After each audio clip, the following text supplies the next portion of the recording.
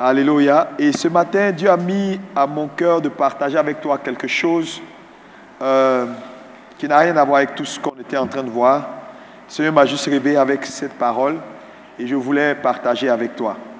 Tu vas prendre 2 Rois 5, versets 1 à 14. Nous allons lire l'histoire de cet homme que vous connaissez tous. On va se tenir debout dans la présence de Dieu. Amen. Pour notre première lecture. Alléluia. Naaman, chef de l'armée du roi de Syrie, oui, jouissait de la faveur de son maître et d'une grande considération. Oui. Car c'était par lui que l'Éternel avait délivré les Syriens.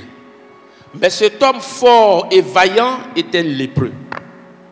Or, les Syriens étaient sortis par troupes et ils avaient emmené captive une petite fille du pays d'Israël qui était au service de la femme de Naaman. Elle dit à sa maîtresse: « Oh, si mon Seigneur était auprès du prophète qui est à Samarie, le prophète le guérirait de sa lèpre. » Naaman alla dire à son maître: « La jeune fille du pays d'Israël a parlé de telle et telle manière. » Et le roi de Syrie dit: « Va, rends-toi à Samarie, et j'enverrai une lettre au roi d'Israël. » Il partit, prenant avec lui 10 talents d'argent, 6000 cycles d'or et 10 vêtements de rechange.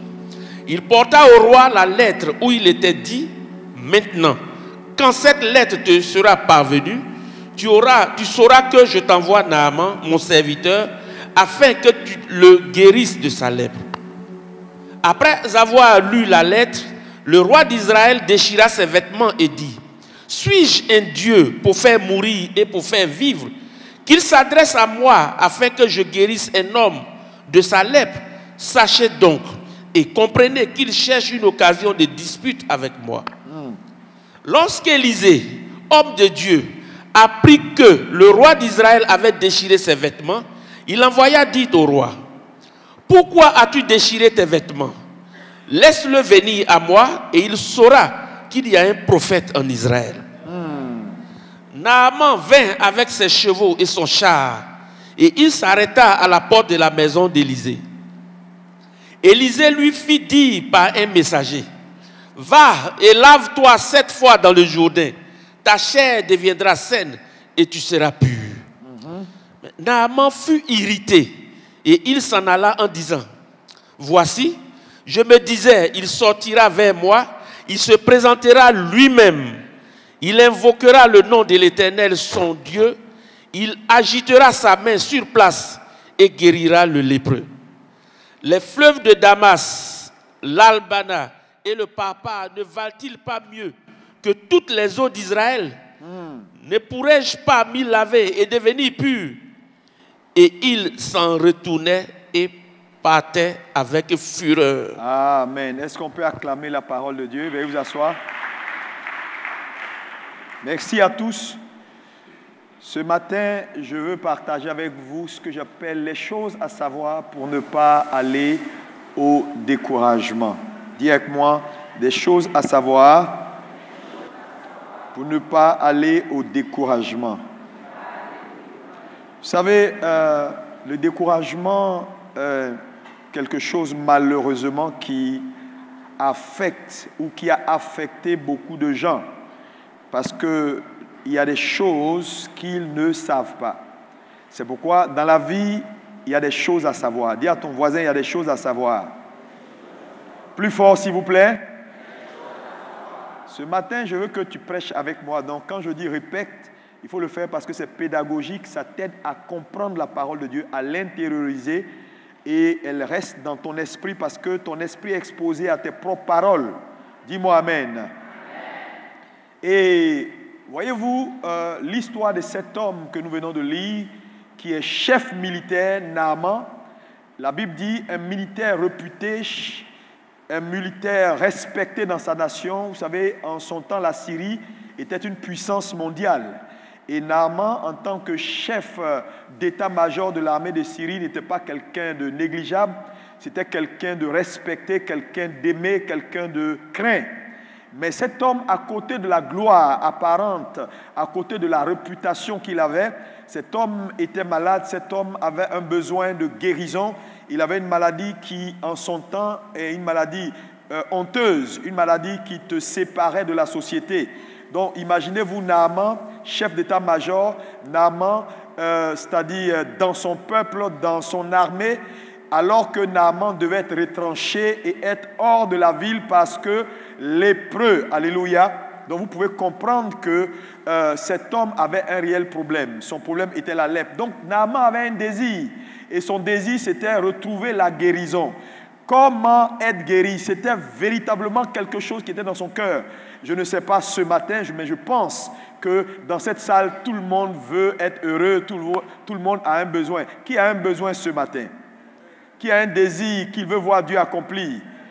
Alléluia. Tout le monde a un désir. Tout le monde veut bien vivre. Tout le monde veut voir les choses s'améliorer dans sa vie. C'est la volonté de Dieu et c'est normal parce que Dieu vous a fait à son image et Dieu a mis dans votre cœur le besoin du bien-être, le besoin de voir les choses bien se passer. Dites-moi Amen.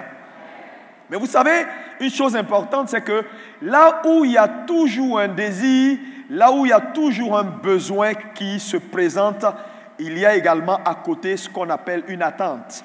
Alléluia. Donc, les attentes accompagnent toujours les désirs ou les besoins. Dites-moi Amen. Et dans cette salle, vous voyez, qui veut être heureux? Tu veux vivre une vie heureuse, sincèrement. Il faut me dire sincèrement, parce qu'il y en a qui ne veulent pas. Tout le monde veut être heureux. Ok, vous voulez tous être heureux. Vous voyez, nous avons tous le même objectif. Nous avons envie de voir Dieu nous rendre heureux. Amen. Mais vous allez voir que autant nous avons des visages différents dans cette salle, autant nos attentes qui accompagnent nos désirs ou notre vœu d'être heureux sont différents. Alléluia. Nous voulons tous être heureux ici. Ça, c'est un besoin que nous avons tous dans cette salle et nous avons tous les mêmes besoins de voir nos vies meilleures. Mais partout où il y a un besoin, où il y a un désir, il y a une attente. Et là où se situe le problème, c'est dans les attentes. Parce que regardez, nous voulons tous être heureux, mais malheureusement, nos attentes ne sont pas les mêmes, dans le sens où quelqu'un peut me dire, pasteur, je vais être heureux.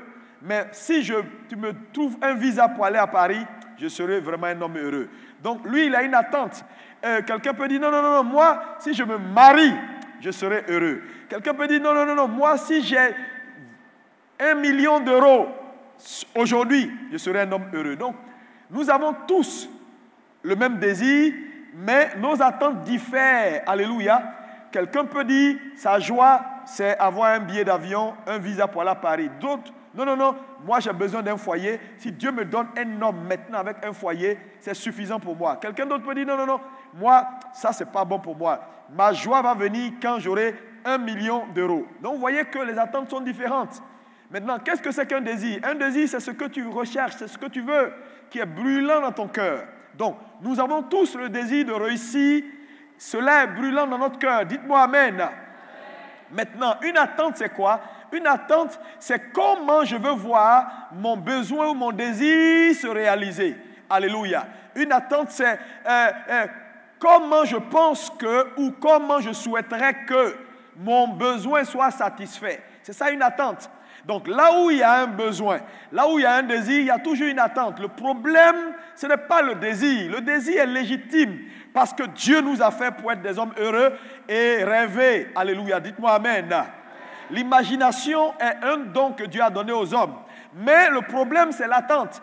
Comment tu espères voir ce que tu attends de Dieu se réaliser? Comment, dans ton esprit, tu penses que Dieu fera? Alléluia. Voilà ce qui peut être le problème. Dites-moi Amen. Alléluia. Est-ce qu'on peut me dire un bon Amen? Alléluia. Et malheureusement, beaucoup de chrétiens aujourd'hui sont dans un état de déception. Et si Dieu ne réagit pas, la déception va les conduire dans le découragement. Parce que avoir une déception n'est pas une mauvaise chose. Ça arrive d'être déçu. Mais être découragé n'est pas une bonne chose. Parce que la déception a la capacité de te conduire dans le découragement. Et c'est là où Satan t'a eu. Mais tant que c'est une déception, alléluia, il y a possibilité de rattraper. C'est pourquoi ce matin, Dieu m'envoie vers toi pour que, quelles que soient les déceptions qui sont arrivées sur ton chemin, que le Saint-Esprit te rattrape. Dis-moi Amen. Oh, dis-moi un bon Amen. Je ne sais pas ta vie, je ne sais pas ta situation, mais je sais qu'il y a des gens dans cette salle qui sont déçus de la vie. Il y en a même qui sont déçus de leurs parents, il y en a qui sont déçus de leurs amis, il y en a même qui sont déçus de l'Église, il y en a qui sont déçus même du Seigneur. Je ne sais pas dans quelle catégorie tu es, mais ce matin, Dieu t'apporte une solution au nom de Jésus. Oh, dis un bon Amen et reçois la grâce. Dis 3 fois Amen et reçois une grâce nouvelle. Alléluia! Alléluia! Maintenant donc, Naaman a un désir de voir sa vie guérie parce qu'il est chef d'état-major. Donc, normalement, si le peuple, les gens découvrent qu'il est lépreux, il est déchu de sa position de chef d'état-major et on va le mettre dans un camp, on va le mettre en quarantaine. Donc, tu vois qu'il usurpait sa position. Il est dans le peuple, il conduit le peuple, alors qu'il a une maladie qui ne permet pas de rester dans le peuple. Donc son désir de voir Dieu le guérir était tellement fort. La preuve, quand il apprend qu'il y a quelqu'un en Israël qui peut le guérir, il fait un cortège.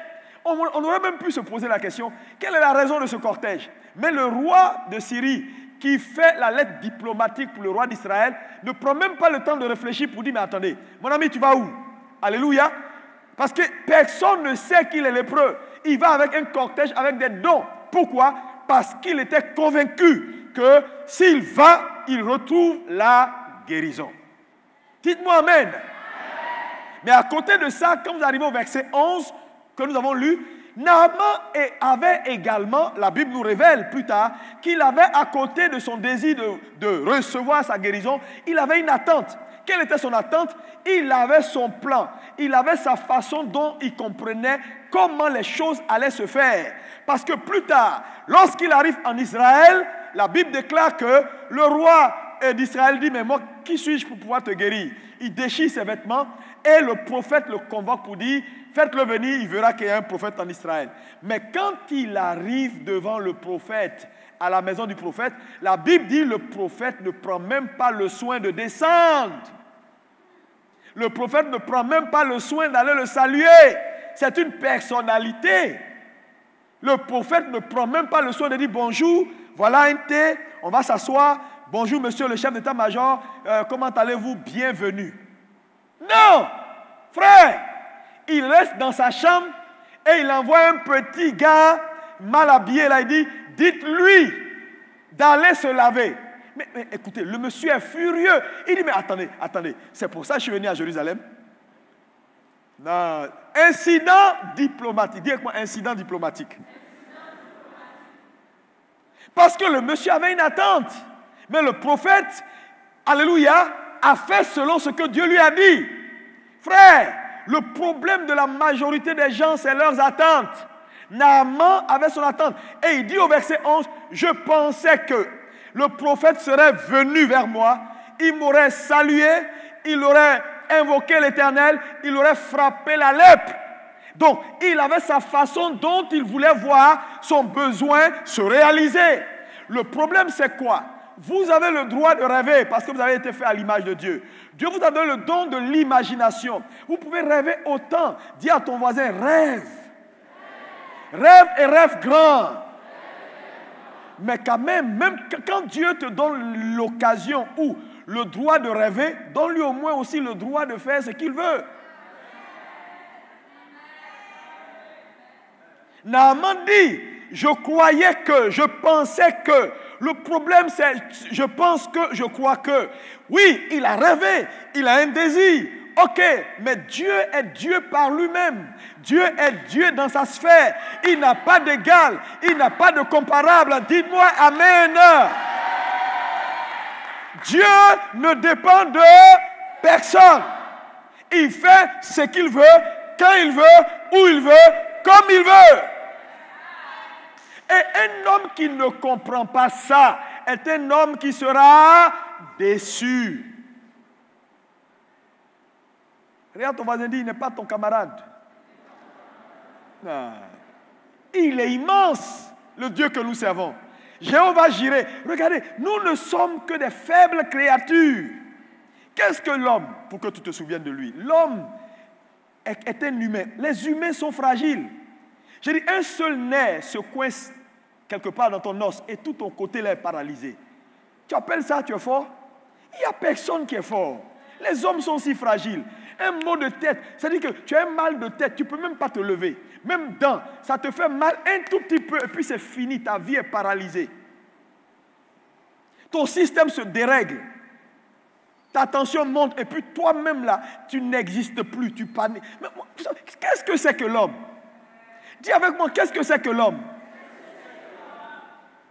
Tu sais qui je suis? Il n'y a personne qui est quelqu'un.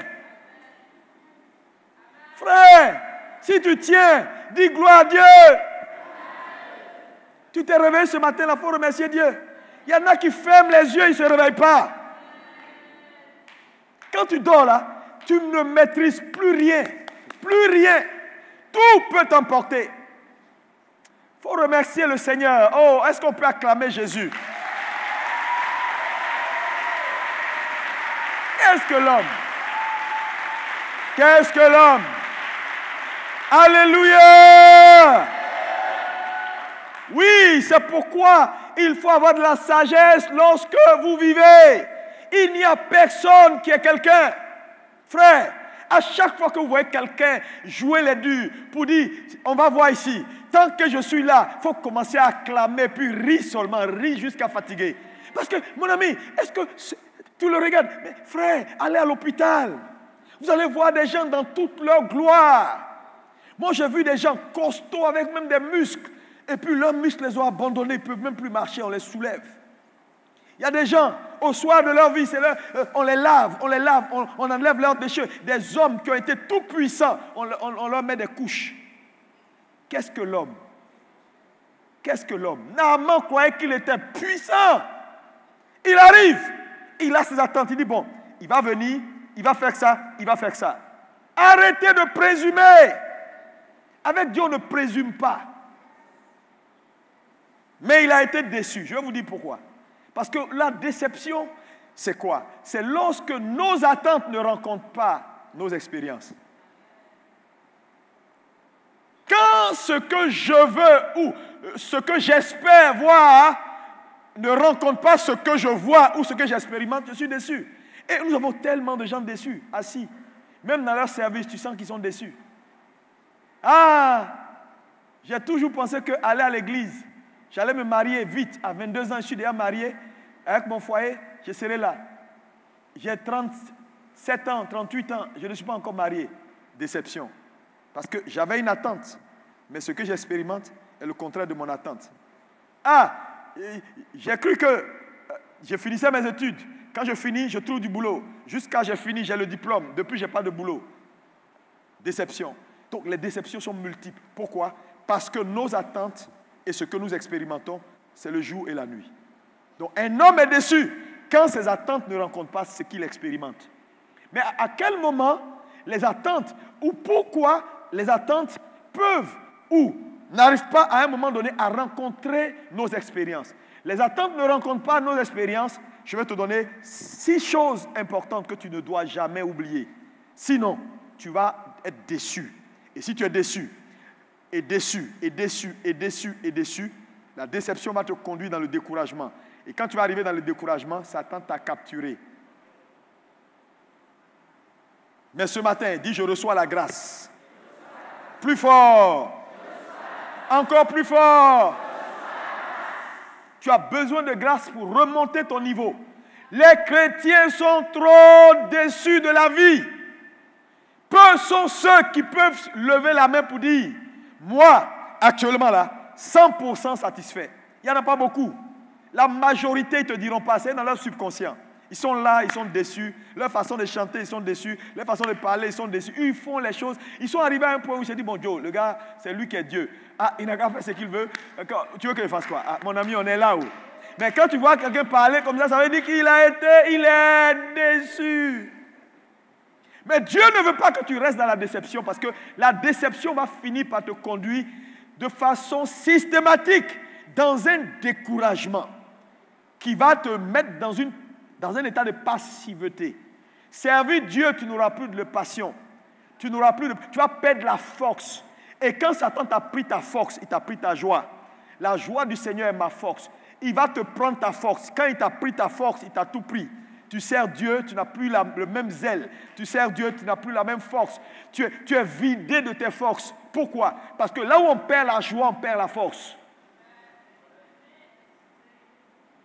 Quelqu'un me dit un bon amen. Tous ceux qui ont perdu leur joie ce matin, que l'Éternel te restaure au nom de Jésus. Oh, j'ai dit que l'Éternel te restaure au nom de Jésus.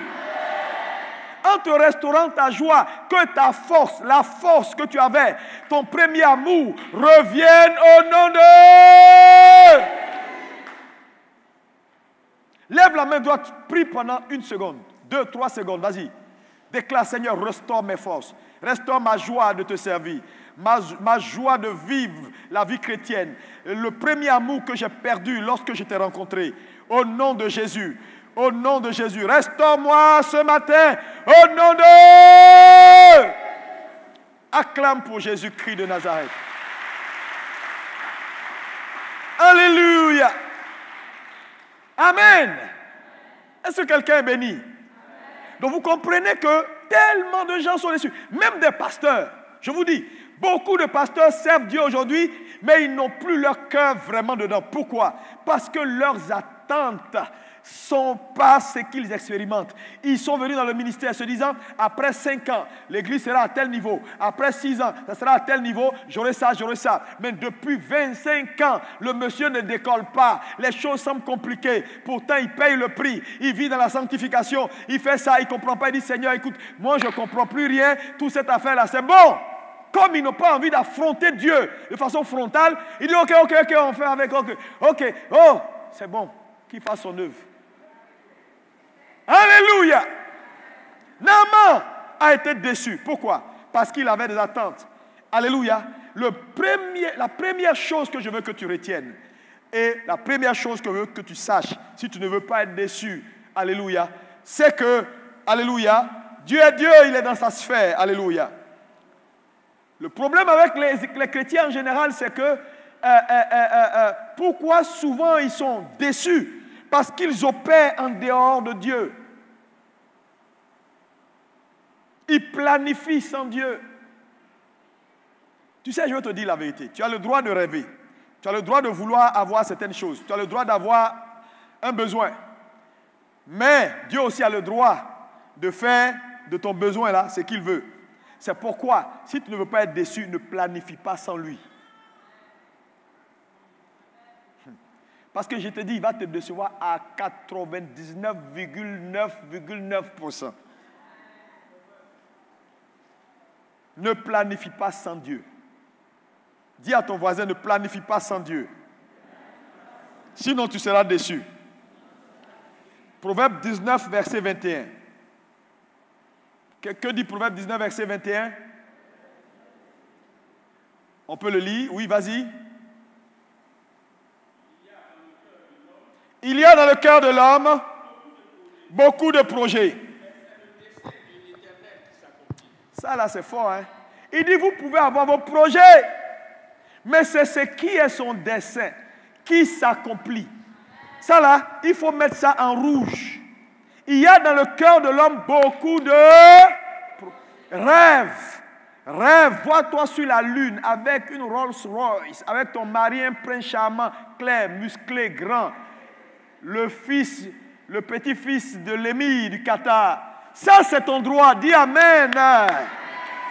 Mais, c'est les desseins de l'Éternel qui s'accomplissent. Donc, au lieu de perdre le temps à rêver, perds le temps à t'accorder avec lui. C'est pourquoi mieux vaut coopérer avec lui dès le départ. Il est important et nécessaire pour les chrétiens que nous sommes, si nous ne voulons pas arriver au découragement et à la déception qui va nous conduire au découragement, il faut apprendre à planifier avec Dieu. Dis à ton voisin, planifier avec Dieu. Proverbe 16, verset 19. Proverbe 16, verset 19. Oui. Le cœur de l'homme médite sa voie. Oui, Mais c'est l'Éternel qui dirige ses pas. mais c'est l'Éternel. Tu peux méditer tes voies, mais pied là, c'est Dieu qui dirige. Quand on dit pied là, c'est Dieu qui dirige. Ça veut dire que pied qui va vers exaucement là, c'est Dieu qui dirige ça. Ouais, sinon, toi-même là, ça va ailleurs. Alléluia. Donc, le cœur de l'homme médite sa voie, mais c'est l'Éternel. L'Éternel, c'est exclusif. C'est Jéhovah, c'est exclusif. Tu seras déçu, Église, si tu n'apprends pas à démarrer avec Dieu. Dieu n'est pas dans ce qui n'initie pas. Je vous dis la vérité. Voilà pourquoi il y a tellement de gens qui ne s'en sortent pas. Parce que les gens font tout eux-mêmes, ils font tout, et puis ils disent, Seigneur, j'ai fini, il faut venir voir. Non, ça ne se passe pas comme ça. Dis Amen. Donc, le premier point que tu dois savoir, c'est ça. Planifie avec Dieu. Commence avec Dieu. Tu vas gagner du temps. Commence avec Dieu. Dis à ton voisin, commence avec Dieu. Il y a beaucoup de gens là, s'ils étaient à refaire leur vie là, ils allaient refaire. Hein. Dans mariage, dans affaires, tout. S'il fallait refaire la vie là, ils allaient refaire. Parce qu'ils n'ont pas commencé avec Dieu. Ils ont commencé eux-mêmes. Ils ont cherché Dieu maintenant pour dire, tu es où? Viens entrer. Trop tard.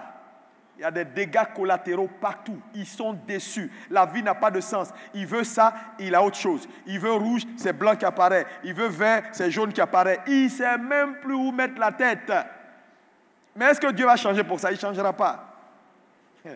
Il ne changera pas. Planifie avec Dieu. Planifie avec Dieu. Le problème avec les gens, c'est que les gens sont tout le temps dans la compétition. Donc, ils prennent leur temps, ils ne réfléchissent pas. Ils disent, ah, lui, il a eu ça, ok, moi aussi. Et puis, pouf, et puis ils commencent. Deuxième chose à savoir, et qui est important si tu ne veux pas être déçu. Alléluia. Pour arriver au découragement. Alléluia. Parce que les gens qui sont déçus font une chose que tu dois éviter. Alléluia. Tu seras déçu si tu t'attends à ce que tout soit parfait. Tout ne sera pas parfait. Dis avec moi, tout ne sera pas parfait. Plus fort. Je vais t'expliquer. Avec Dieu, tout va bien. Dis avec moi, avec Dieu, tout va bien. Plus fort. Mais quand on dit avec Dieu, tout va bien, le tout va bien, il faut savoir ce que ça veut dire. Tout va bien est égal à ça va pas, c'est bon, c'est pas bon. Ça veut dire quoi? Je suis en train de t'expliquer simplement que quand Dieu dit tout va bien est égal à c'est bon plus c'est pas bon. Alléluia. Il n'y a pas de succès sans échec. L'échec fait partie du succès. Si tu vois quelqu'un qui te dit j'ai réussi ma vie et tu checkes sa vie, il n'a jamais échoué, il faut prendre la fuite. C'est un zombie. Parce que les vrais succès se bâtissent dans l'échec. Quand la Bible nous dit la douleur est sans remède, ça veut dire la douleur fait partie de la vie. Parce que même Dieu, pour nous sauver, il a souffert. Il aurait pu avorter la souffrance. Mais la souffrance fait partie du processus de l'accouchement. Il n'y a aucun miracle qui n'a pas son lot de souffrance. Donc quand tu t'attends à ce que tout soit toujours parfait, tu seras un homme déçu. Parce qu'avec Dieu, il y a le bon, mais il y a aussi la tempête. Il a donné l'exemple de deux maisons bâties. Il dit, l'autre sur le sable, l'autre sur le roc. Il dit, mais la tempête est venue. Mais la tempête est venue pour les deux maisons. Donc le problème n'est pas la tempête, c'était les fondations des maisons qui n'étaient pas bonnes pour l'autre côté, où c'était le sable. Donc la tempête viendra. Quand on parle de tempête, tu vas faire face à des vents contraires. Même quand tout est parfait, même quand tu payes ta dîme, tu es bien, tout va bien, tu vis dans la sainteté. Oh, tu es quoi? Monsieur saint, tout est propre, tu vas faire face à la tempête. Donc la tempête n'est pas le symbole de ça ne va pas dans la vie du frère. Il faut enlever ça dans ta tête. Sinon Marie, mère de Jésus, Marie, mère de Jésus. Dieu rencontre Marie. Dieu dit à Marie, je t'ai choisi. Et puis à partir de ce choix-là, sa vie bascule dans l'horreur. Elle devient fugitive. Elle ne sait plus où dormir. Les gens la poursuivent. On veut la lapider. Elle a péché. C'est le péché qui a fait ça. Hein? Non. Sinon, c'est le péché. Le père de Jean-Baptiste, qui servait dans le temple, il était muet. C'est le péché qui a fait qu'il était muet, il était là. Non. Je vous dis la vérité. Arrêtez de juger les gens sur ce qu'ils vivent. Vous allez faire fausse route. Tu vas faire fausse route. Je te dis la vérité. Amen, amen, amen, amen. Même les tempêtes, il y a des bonnes tempêtes. Ouais. La même pluie là, elle peut être mauvaise quelque part, elle peut être bonne quelque part. Alléluia. Oui, donc faites très attention. Quand vous jugez les gens dans leur marche avec Dieu. Alléluia. Quand tu t'attends à ce que tout soit parfait, tu seras déçu. Souvent, Dieu va te faire passer les vents contraires pour voir jusqu'à où il peut te faire confiance. Tout ne sera pas parfait. Oh. Non, parce que si tu as cette attente, tu seras déçu. Non, si je me marie, je serai une femme heureuse. Oh Seigneur, fais en sorte que je me marie. Toute ta vie, tu n'as plus de projet, tu n'as plus rien. Quand on dit prions pour les enfants, Seigneur, je veux me marier. Prions pour la Côte d'Ivoire, Seigneur, je veux me marier. Prions pour manger, Seigneur, je veux me marier. À table, quand tu veux boire de l'eau, Seigneur, je veux me marier. C'est quoi ça? Tu n'as plus de vie. Le problème, c'est quoi? Parce que tu as lié ton bonheur à ça. C'est légitime d'avoir un besoin. Mais il faut checker tes attentes.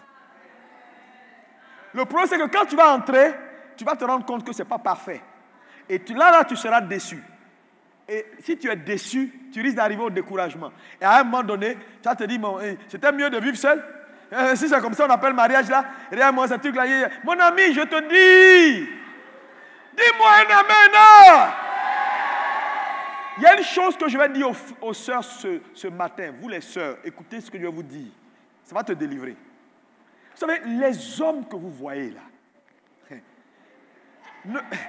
ne vous attendez pas trop aux hommes. Vous allez être déçus. Vous savez comment Dieu m'a expliqué ça? Je vais t'expliquer. Ce n'est pas mon sujet, mais je vais brosser un peu pour t'expliquer. Quand Dieu décide de bâtir la cellule familiale et c'est-à-dire, Dieu fait la création, il cherche un gestionnaire de la création. Quand Dieu cherche à établir la première famille pour gérer la création, là, le spécimen, ce n'est pas la femme. Écoutez-moi bien ce matin, femme, c'est à vous que je parle. C'est l'homme mâle que Dieu choisit comme base. Vous savez, souvent on dit l'homme est la tête, l'homme est le chef, l'homme est la tête de la famille, il est le sommet. Mais en réalité, quand vous lisez la Bible, vous voyez que l'homme n'est pas la tête, l'homme est en bas. L'homme n'est pas à la tête de la famille, l'homme est en bas de la famille. Vous savez pourquoi? Parce que ce qui est à la tête n'est pas ce qui est important. C'est ce qui est en bas qui est important. Dans une maison, c'est la fondation qui est importante. Ce n'est pas la toiture. L'homme est la fondation de la famille. Il n'est pas la toiture. C'est la femme qui est la gloire. L'homme est la fondation.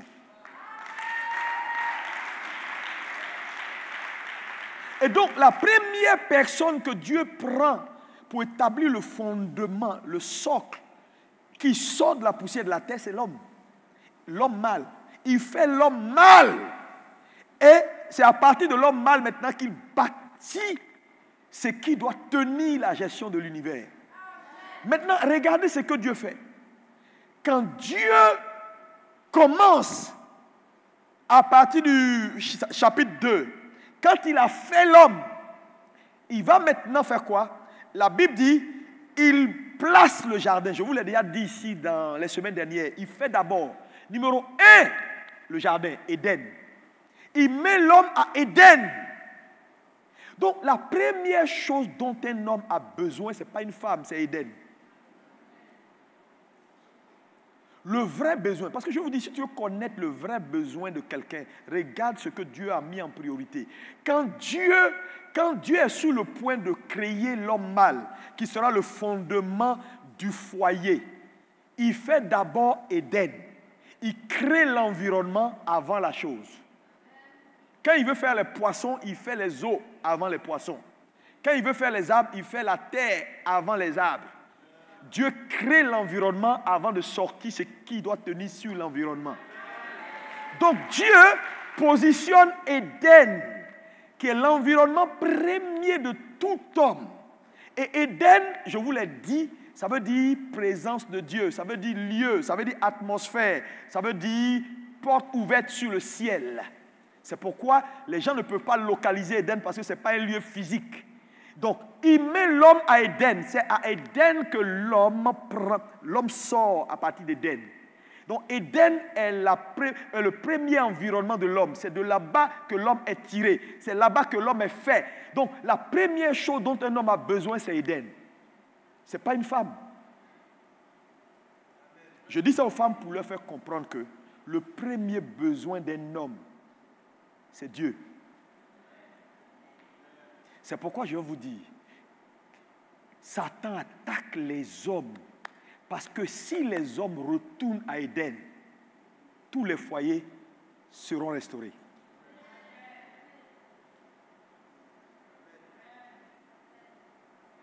Parce que la cause des problèmes dans tous les couples, c'est parce que les hommes ont quitté Éden. Non, je vous dis la vérité. Le combat de Satan, c'est de faire en sorte que les hommes ne retournent pas à Éden. Parce que c'est à partir d'Éden qu'ils ont été établis comme fondement. Ils ont quitté leur position de fondation. Voilà pourquoi nos maisons sont dessous, devant, derrière, à côté. À tous les niveaux, archevêque, pas quoi. Frère, je te dis la vérité. Toutes les maisons sont dessus, dedans, parce qu'en réalité, les hommes ont quitté Éden. Éden est le premier besoin de l'homme. C'est ce que je veux que la femme comprenne. Il ne faut pas chercher à gagner le cœur de ton mari. Pousse-le vers Dieu. Tu n'es pas son premier besoin. Oh, quelqu'un ne me comprend pas peut-être. Si il est réellement retourné à Éden. Oh, alléluia. Tu vas danser. Alléluia. Oh, alléluia. Mais tant qu'il n'est pas retourné comme il se faut à Éden. Parce que je ne dis pas aller à l'église.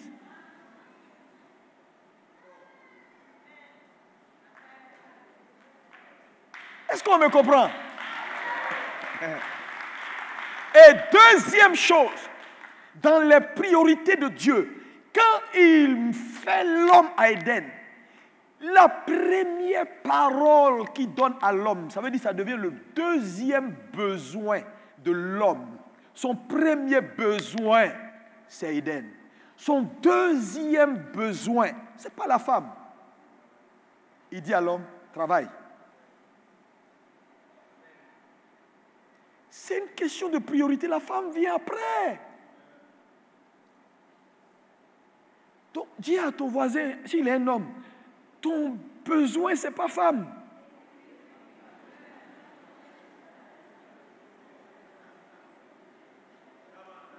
Non, c'est sérieux ce que je suis en train de vous dire.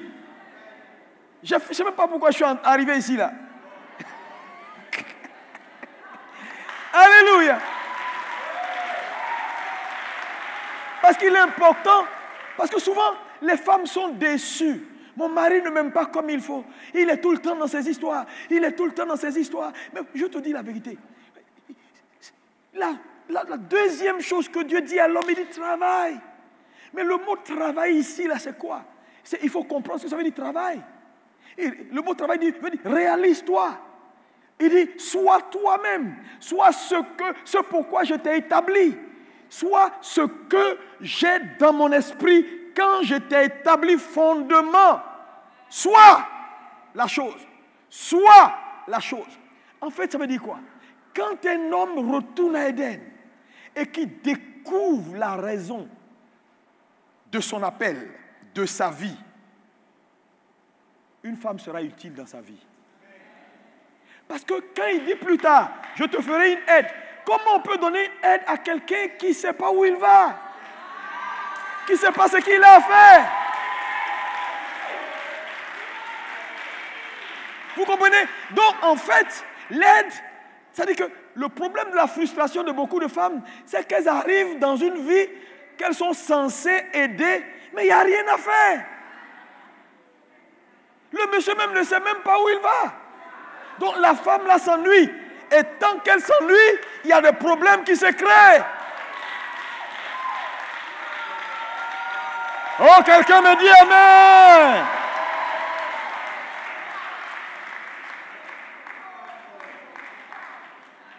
Oui, je te dis, si ta femme s'ennuie, tu auras des problèmes. Mais il faut d'abord retourner. Il faut retourner. Et puis, quand tu es retourné, il faut comprendre que, mon ami, avant qu'elle ne vienne, on t'a donné assignment, c'est-à-dire mission. Découvre d'abord la mission. Découvre ce que tu as à faire. Quand elle vient, elle est épanouie parce qu'elle est en train de te servir. Elle est en train de travailler pour que ce pourquoi Dieu t'a mis à Éden puisse s'accomplir. Mais si elle vient, qu'elle ne trouve rien à faire, elle va s'occuper d'elle-même. Parce qu'elle est là pour travailler. Et tu as dit, oui, ma femme, elle est égoïste, elle est comme ça. Non, mon ami, elle n'a rien à faire avec toi. Ou tu ne lui permets pas de faire ce qu'elle a à faire. Elle va diriger ses forces ailleurs. Et puis, il va avoir plein de soucis dans la maison. Donc, c'est une conscience qu'il faut qu'on ait. Vous savez, on grandit avec Dieu.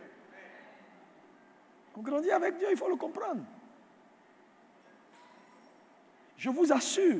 Mais je dis ça aux femmes pour qu'elles comprennent que les hommes, c'est-à-dire la femme vient pratiquement en troisième position en termes de besoins.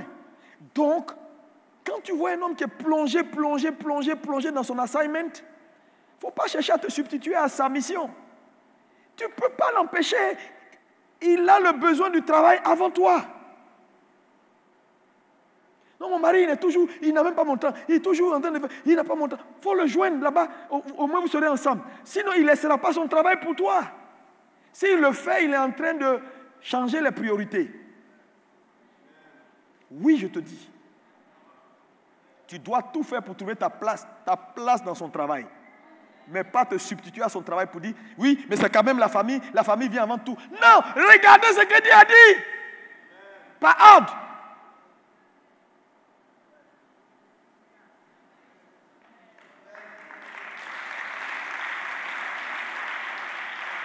Est-ce que quelqu'un a compris? Parce que je ne veux plus que les femmes soient déçues. Parce que le monsieur, tu l'as marié, tu dis oui, on va faire chier, on va aller ici, on va faire comme ça, il va m'attraper ici, il va me faire des bisous partout. Et il ne va pas le faire, il va le faire un peu. Et puis après, il sera préoccupé par se réaliser. Parce que c'est pour ça qu'on l'a appelé. Dis-moi amen.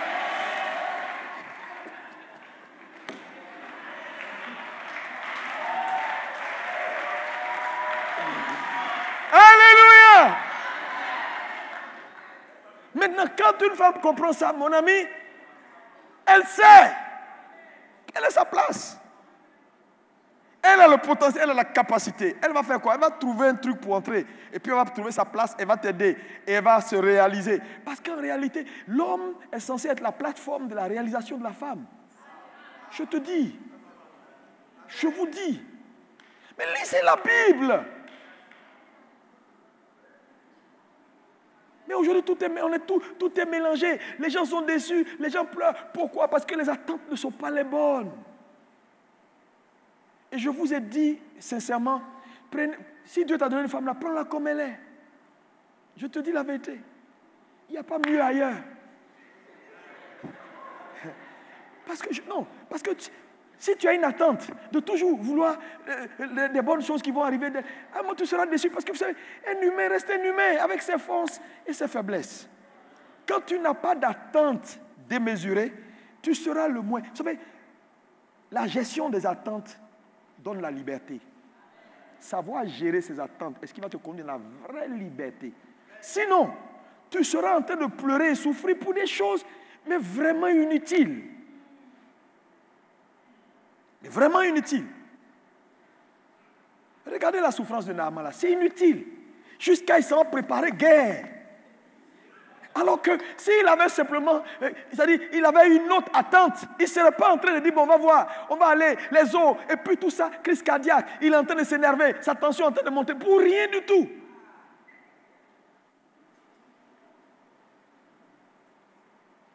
Tout ne sera pas parfait. Dis à ton voisin, tout ne sera pas parfait. Oui. Tu vas avoir des moments où ça va être difficile. Mais ça ne veut pas dire que Dieu n'est plus là. Ça va être compliqué. Ça ne veut pas dire qu'il t'a abandonné. Il va avoir des pressions. Mes frères, quand tu le connais, tu es docile entre ses mains.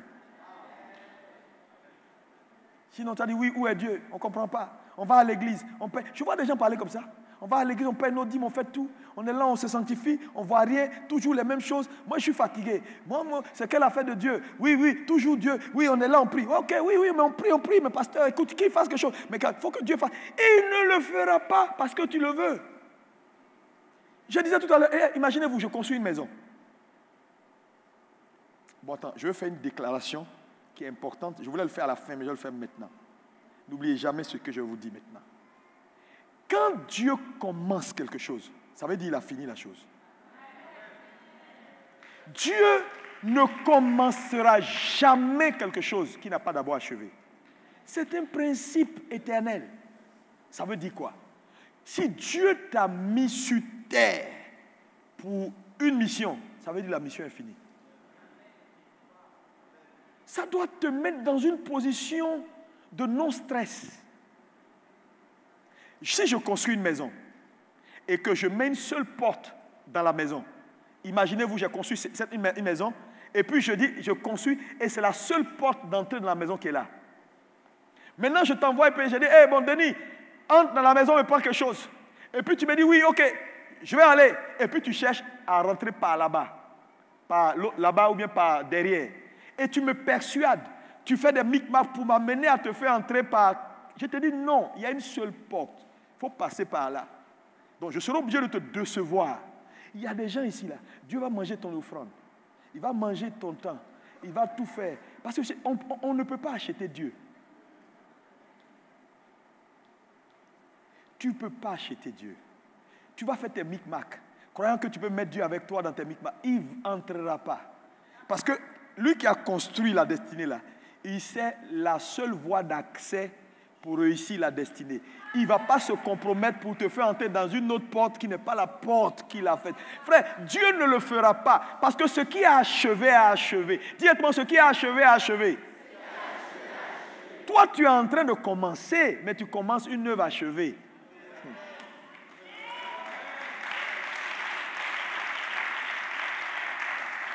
Ouais.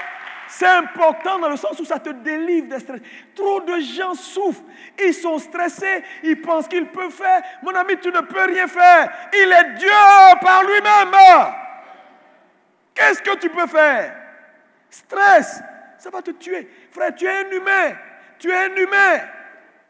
Quand tu as prié, tu as jeûné, tu t'es sanctifié, tu as tout fait. Si ce n'est pas venu, ma soeur, mon frère, il ne faut pas te tuer. Il est Dieu. Il y a des gens ici, tu vas prier pour richesse jusqu'à fatiguer, faire toutes les offrandes. Si Dieu dit non, ce sera non. Tu sais, lui, il n'est pas en train d'accomplir ton plan. Il est en train d'accomplir son plan. C'est pourquoi il dit coopère avec lui d'abord.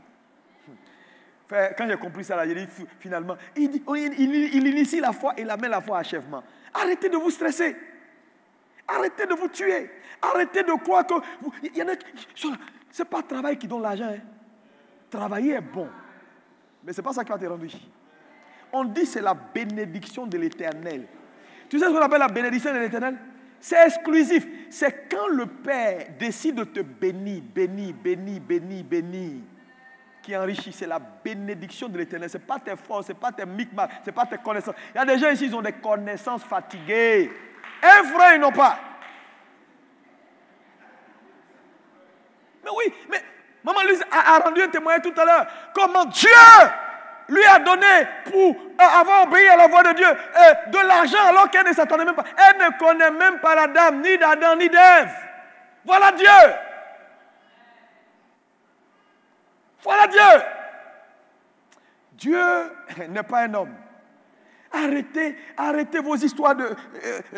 Il ne faut pas m'oublier, hein. Envoie-moi 100 francs, hein. Envoie-moi 500, hein. Je suis là, hein. Pense à moi, hein. Mon ami, ça là, tu peux envoyer ça à toute la terre.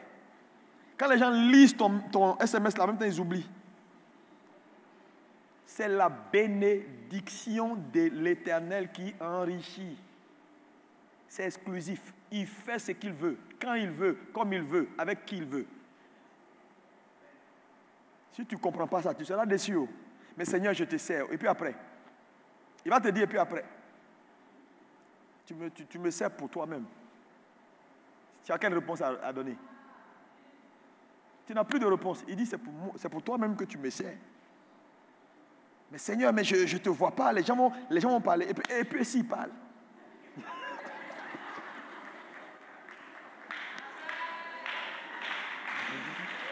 Alléluia! Troisième élément important que tu ne dois jamais oublier. Ah, je te le dis, tout ne sera pas parfait parce que les hommes sont en construction. Et donc, ils ont beaucoup d'imperfections. Troisième élément, tu seras déçu. Ou les hommes sont en général déçus quand ils s'attendent à ce que les choses soient toujours spontanées, rapides. Et ça, c'est l'un des gros problèmes de l'Église. Aujourd'hui, nous sommes une génération de fast-food, miracle.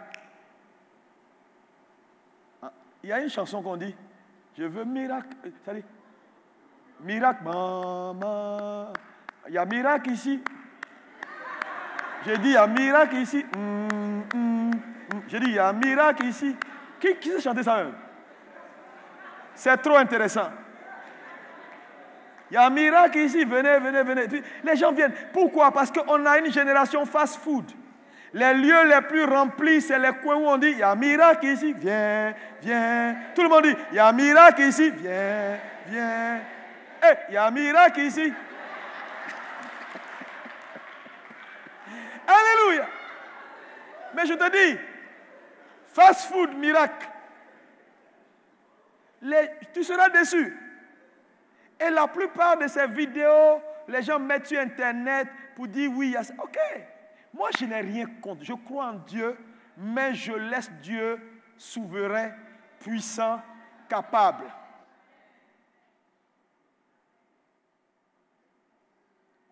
On a vu Jean-Baptiste décapité et Dieu était assis sur le trône. On a vu les apôtres brûlés et Dieu était assis sur le trône. Il n'a pas perdu sa capacité. Ce n'est pas des gens qui ne l'ont pas servi. Dieu est souverain. Il y a des fois, il va refuser de te guérir.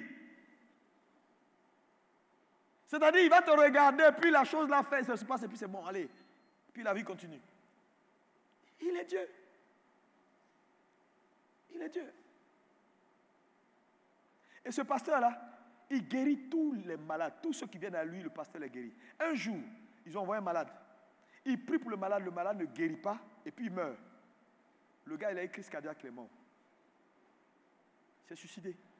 Il s'est dit, parce qu'il ne peut pas comprendre que lui, il prie pour quelqu'un, la personne n'est pas guérie. Non. Tu sais, il y a des choses, tu seras déçu. Parce que ce n'est pas toi qui est le commencement et la fin. Tu as apparu quelque part au milieu. Il faut traiter avec celui qui a le dernier mot.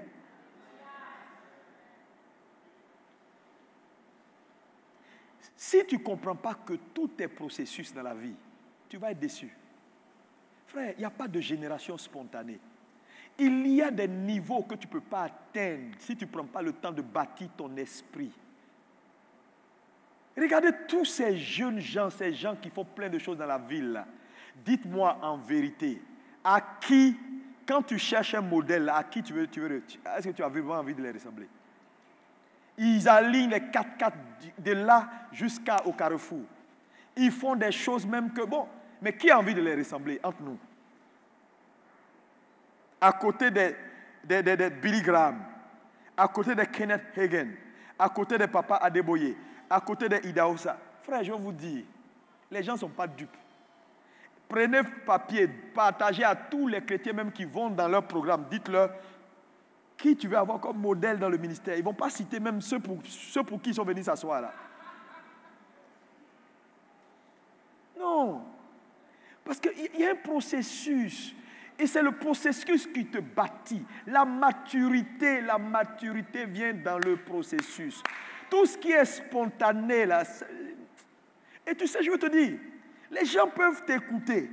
Ils peuvent faire la différence entre le don, le talent, la grâce que Dieu t'a faite et puis la maturité que tu as. Ils font la différence. Les gens écoutent ta voix, mais c'est ton esprit qui pèse. C'est pourquoi dans la vie, il faut être calme. Il faut être calme. Je vous dis, il n'y a rien que tu peux faire qui va t'aider à avoir un pas de plus dans ta destinée. Non! Dieu est celui qui à chaque instant ordonne le pas du juste. Tout est processus. Si tu comprends ça, tu ne comprends pas ça, tu seras déçu. Les trucs, j'ai prié, ils ont prié pour moi, mais je ne vois pas. Tu seras déçu parce que tu ne vas pas voir. C'est un processus. Tout est processus. Dis à ton voisin, tout est processus. Encore plus fort. Oui. Nous allons vers la perfection. Il n'y a pas d'église parfaite. Il n'y a pas d'homme parfait. Nous allons tous vers la perfection. Hein? On monte. Et tout passe par un processus. Et il est important, quand une femme tombe enceinte, elle n'accouche pas. Même si elle veut accoucher dans 3 jours, elle ne peut pas. Elle est obligée de respecter le processus pour que la vie sorte. Il y a des choses là. Mon ami, tu vas respecter. Tu vas respecter. Même Dieu n'a pas fait le monde en une journée. Il aurait pu faire, non? Que le monde soit, il est Dieu. Mais il n'a pas fait. Pour nous montrer que tout est processus. Il dit, un jour, il a attendu. Le lendemain, 2 jours, 7e jour, et Dieu se reposa. Mais en fait, c'est pour vous montrer que tout ce qui est durable et tout ce qui est éternel tient compte du processus. Dis à ton voisin, fais tes classes. Oh, plus fort. 4e élément important. La déception vient souvent quand on s'attend seulement à voir des grandes choses. Je vais vous dire la vérité, le Dieu que nous servons est le Dieu des grandes choses et des petites choses. Le Dieu qui a créé l'éléphant est celui qui a créé la fourmi.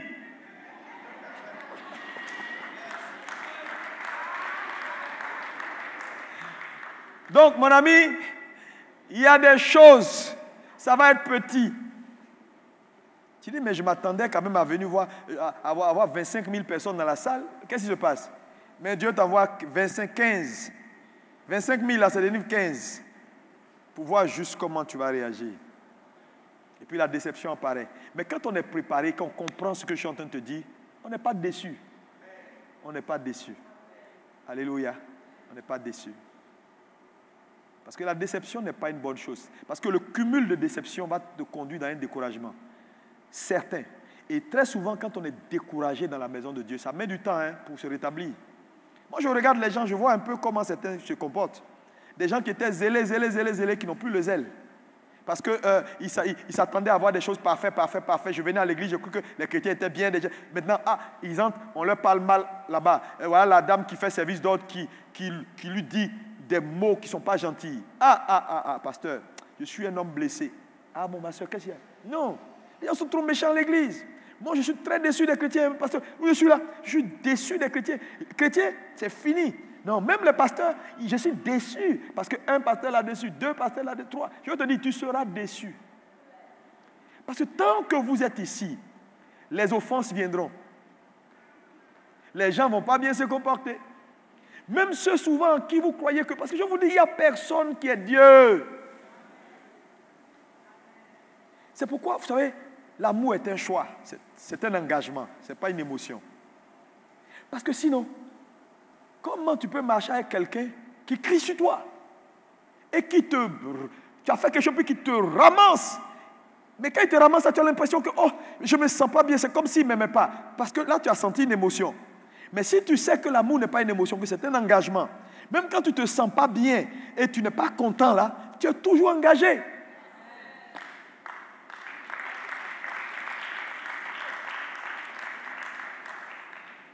Sinon, nous autres là, on nous a laissé il y a longtemps parce que nous autres là, quand ça ne va pas, on crie. Hein?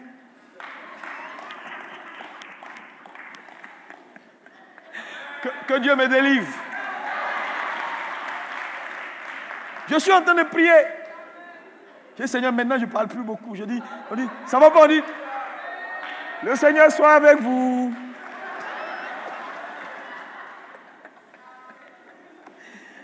Alléluia. Jésus aussi a tapé les gens dans le temple. Parce que vous savez, les hommes sont souvent énervants. Mais bon, c'est ça la vie. Alléluia. Donc il faut comprendre que Dieu fera de grandes choses dans ta vie, mais il fera aussi de petites choses. Alléluia. Pas toujours t'attendre à big. Souvent, quelqu'un va te donner une petite somme. Ce ne sera pas beaucoup d'argent. Moi, je connais des gens, tu leur donnes la dit, ça c'est quoi ça? C'est quoi ça? Non, moi, je ne suis pas habitué à ces sommes-là. Mon ami, il faut faire attention. Hein? Moi, quand ça rentre dans ma main, ça va être gros. Non, c'est quoi ça? Et puis jette devant toi, c'est quoi ça? J'ai fait quoi, 5 000? Et puis jette. Dieu dit, toi, c'est fini. Dieu se fait une idée de toi dans les petites choses. Je te dis, sois fidèle dans les petites choses. Les choses, ça vient petit, tu prends. C'est pourquoi Paul pouvait dire, je me fais riche avec les riches, pauvre avec les pauvres. Parce que c'est un homme qui a compris le processus. Un homme qui est libre dans ses attentes, dans sa tête. Un homme qui n'a pas d'attente démesurée est un homme qui est libre. Mais regardez, si tu as cette attente-là, mon pasteur, c'est mon pasteur. C'est un homme, il peut, c'est normal. J'étais à sa place, j'aurais pu faire ça. Tu raisonnes comme ça là, tu ne te fâches jamais contre ton pasteur. Parce que toi, tu te dis que finalement, c'est possible qu'il le dise. Pourquoi pas? Pourquoi vous voulez dire et puis que lui, il ne peut pas dire? Il est un homme de Dieu, il n'est pas le Dieu de... Je pense qu'il n'est pas le Dieu de l'homme, ou il est l'homme de Dieu, il n'est pas le Dieu de l'homme. Il est l'homme de Dieu, il n'est pas le Dieu de l'homme. Le Dieu de l'homme est infaillible. Mais l'homme de Dieu peut être faillible. Moi, avant, je vous dis la vérité, quand quelque chose de mal arrivait à un pasteur, j'étais triste. Je dis non, mais c'est pas possible, c'est quand même un pasteur. Un jour, Dieu m'a repris. Il dit, cool. C'est moi qui décide, qui oriente. Puis il m'a fait parcourir la Bible. Il dit, tu vois, celui-là. Pas parce que j'aurais pu réagir. Même Jésus, j'aurais pu refuser qu'il meure comme ça. Il dit, je suis le maître des destinées. Fais ta part, laisse-moi faire ma part. Maintenant, je relativise et je fais confiance en Dieu. Quelqu'un me dit un bon amen? Amen.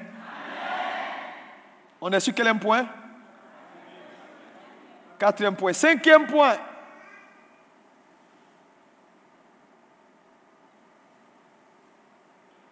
La déception viendra. Si tu penses que les choses vont rester telles qu'elles sont, qu'est-ce que je veux dire par là? Tu dois te préparer au changement. La vie est perpétuellement en mutation. Dis à ton voisin, la vie est perpétuellement en mutation. Les hommes également changent. Donc la façon dont tu as trouvé quelqu'un il y a 6 mois, ce n'est pas comme ça que tu vas le trouver dans 10 ans. Si tu ne te prépares pas à shifter ton mind et aux environnements, tu seras déçu. Il y a beaucoup de gens, ils ont une idée erronée de l'Europe. Le jour où ils descendent en Europe, il dit, c'est ici Paris. Envoie-moi à Paris. On dit, non, on est arrivé. Il dit, c'est Paris qui est là. Parce qu'il ne faut pas jouer moi. Hein. Je dis, je vais à Paris. Je dis, non, on est à Paris, à Babès. Et puis, il voit les Maliens électriques là. Pasteur, je croyais que quand je serais venu en France, j'aurais trouvé tout est beau. C'est-à-dire qu'il avait une attente. Mais il arrive, il se rend compte que c'est autre chose que ce qu'il croit. Enlevez ça. Frère, Occident, tout ça là, c'est juste le nom. Hein? Tu n'es jamais allé, c'est pourquoi tu es assis là, tu dis, Seigneur, ma destinée, Seigneur, un visa, un petit visa. Que le consul se trompe seulement, qui se trompe. Quand tu vas arriver, tu vas atterrir, tu vas voir les clochards assis sous les ponts en train de dire, des blancs hein, qui ont papier. Toi, tu n'as pas encore papier. Tu vas dire, oh Seigneur, attends. C'est pourquoi ne compromets rien. Ne compromets rien. Si tu es en train de faire des trucs arrangés, là, oublie ça. Ne compromets rien. Ce n'est pas là-bas, ce n'est pas le beurre. Hein? Tu seras déçu. Et cumul de déception, tu vas tomber dans un découragement certain. Quelqu'un peut dire Amen à Jésus. Oh, Amen encore à Jésus. Frère, les choses changent. Les hommes également changent. Pourquoi? Parce que les choses sont évolutives. Il faut travailler pour s'adapter. Même le christianisme évolue. Donc, la façon de faire l'évangile, de prêcher, de l'encadrer, tout ça est évolutif. Sinon, tu seras déçu. Regarde, quand souvent tu pars en Europe, là, tu vas voir les chrétiens évoluent. Ils ont un autre système de mentalité. Il faut adapter ta façon de perdre les âmes. Si tu restes un homme rigide, chez nous, c'est comme ça. Chez nous, en Afrique, quand on parle, ça, c'est comme ça. Et tu es carré, tu vas voir. Moïse n'est pas entré dans la terre promise parce que Moïse a incapacité, c'est-à-dire incapacité de flexibilité. Dieu change avec les saison. Il peut opérer avec toi dans une saison d'une certaine façon et puis il va s'attendre à ce que dans la saison qui arrive là, il shift les choses. Il faut que toi tu shiftes ton comportement. Mais si tu es incapable de changer parce que tu es rigide dans ta tête, ceux qui sont rigides, c'est comme ça on doit faire. J'ai vu ça ici. Là où j'étais là, c'est comme ça on faisait. Si on ne fait pas comme ça, mon ami, si tu n'es pas Dieu, on fait ce que Dieu nous demande de faire. Je vous ai dit, tu ne veux pas être déçu, il faut commencer avec lui. Parce que la déception est certaine. Et ce matin, si tu es déçu, Dieu va te restaurer. Je dis, il va te restaurer au nom de Jésus. Il y a beaucoup de sœurs, leur état aujourd'hui là, c'est la déception qu'ils avaient. C'est-à-dire, c'est leur attente d'aller dans le mariage avec les amis là. Elles avaient une grosse attente.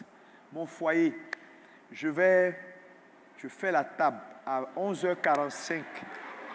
Je mets un pot de fleurs. Et puis, non, la télé pas à droite, à gauche. Mon mari, oh non, ça sera une belle vie. Oh Saint-Esprit, Saint-Esprit. Maintenant là, elle est dedans. Il n'y a rien de tout ça. Le gars, c'est un macho. Donc elle ne comprend pas. Elle est désemparée. Et ça fait que ça joue sur son état.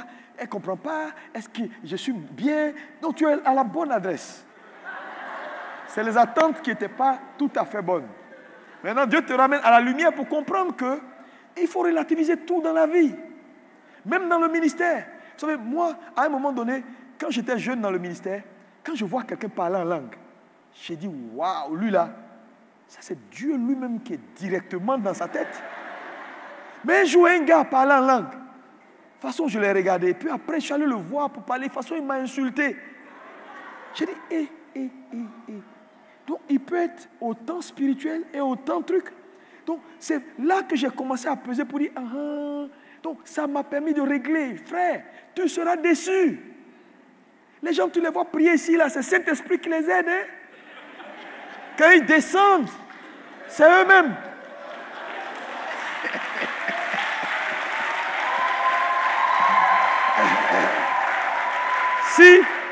Si tu restes sur ça, tu vas dire, je ne comprends pas.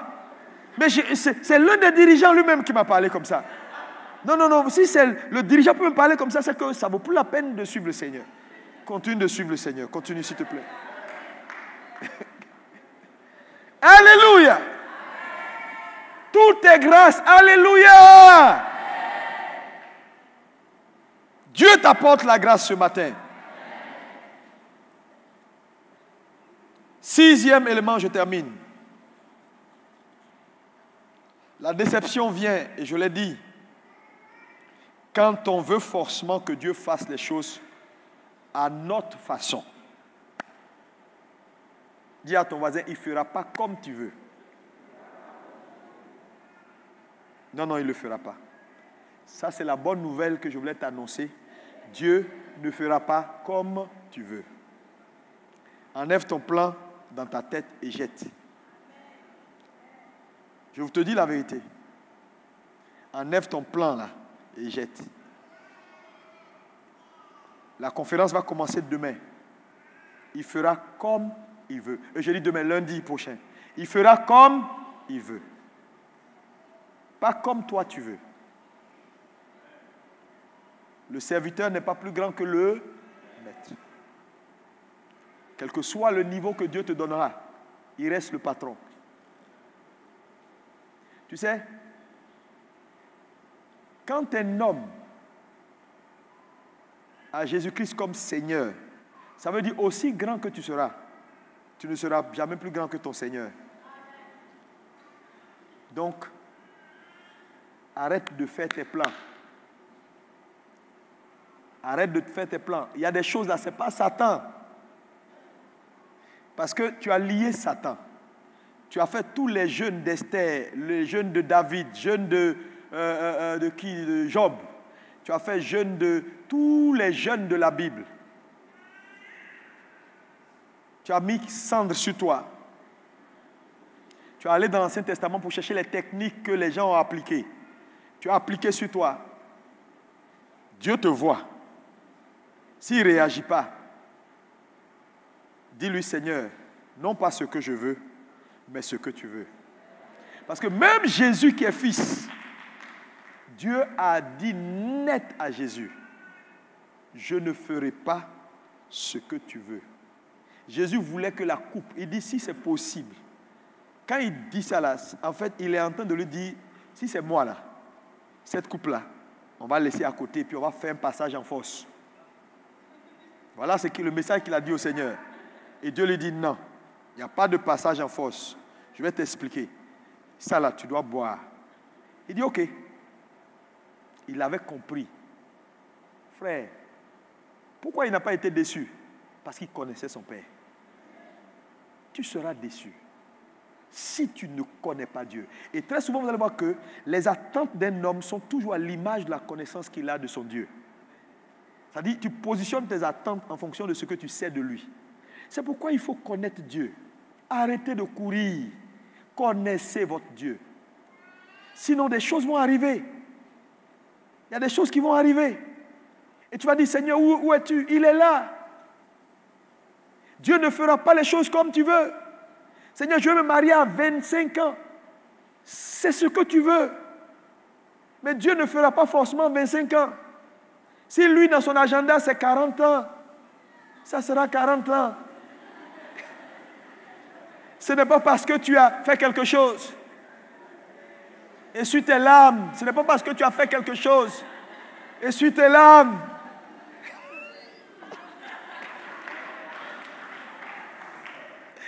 Non, je compatis. Ce n'est pas parce que tu as fait quelque chose. Je veux te dire, tu n'as rien fait de mal. Parce qu'il y a des gens qui me disent, pasteur, est-ce que moi j'ai tué Jésus? Les gens qui l'ont tué, il les a bénis. Moi, je ne l'ai pas tué. Je dis, tu ne l'as pas tué.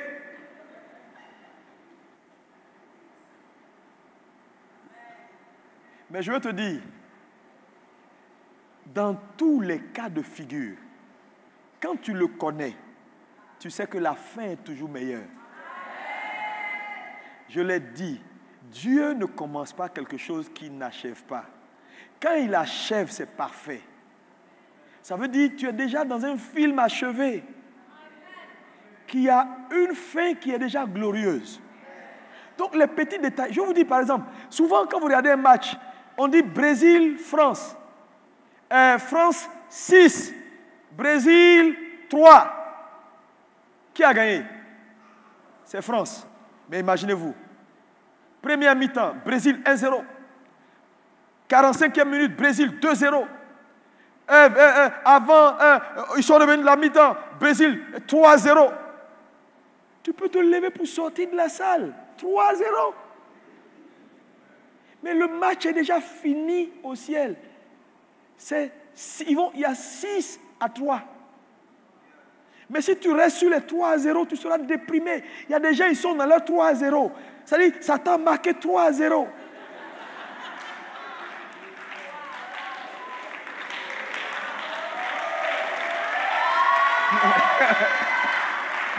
Mais ne sors pas de la salle. C'est pas fini. C'est pas fini. C'est pas fini. C'est pas fini. J'ai dit, dans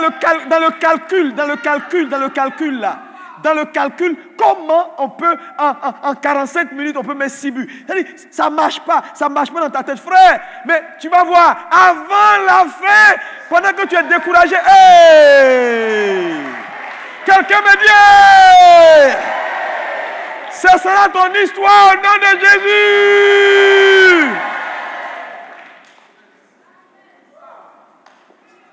Vous savez, la dernière Coupe d'Afrique avec Algérie, là, penalty, là, quand le gars, la Côte d'Ivoire a retiré, il faut me voir ma bouche. Frère, ça ne va pas chez vous. Vous n'avez pas dit que vous pouvez. Je n'ai même pas venu dire, vous pouvez. Ah. Ils ont marqué. Ils nous ont gagné. Le temps, j'ai dit, Dieu, frère, acclamons pour Jésus. Alléluia!